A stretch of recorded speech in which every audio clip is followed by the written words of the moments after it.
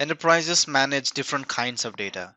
There's some kind of data which is accessed very frequently and needs high IOPS.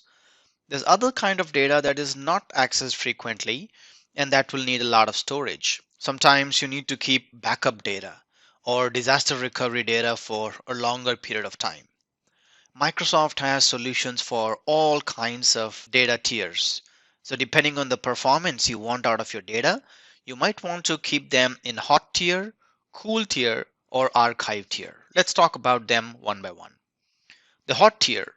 Hot tier is optimized for frequent access of objects in storage account. Accessing data in hot tier is most cost effective, while storage costs are somewhat higher. New storage accounts are created in hot tier by default.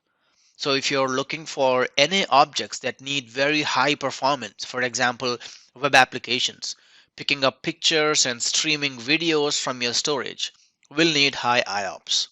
They will then go into hot performance tier. Cool tier. Cool tier is optimized for storing large amounts of data. Now these kinds of data are infrequently accessed. They are stored for at least 30 days.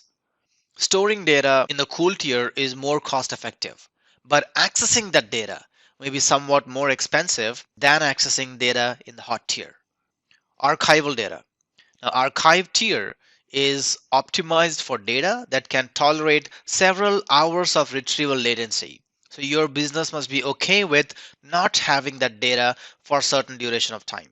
This archive data will remain in archive tier for at least 180 days.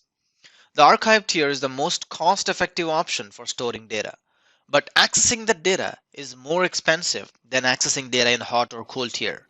So when you put data in archive tier, do not access that very frequently. The whole purpose of putting data in archive tier must be to store it for a long period of time, which is at least 180 days. Azure Storage provides different options for accessing block data based on the usage patterns. Now, each access tier that we just discussed is optimized for particular pattern of data usage. By selecting the right access tier for your needs, you can store your block blob data in the most cost-effective manner.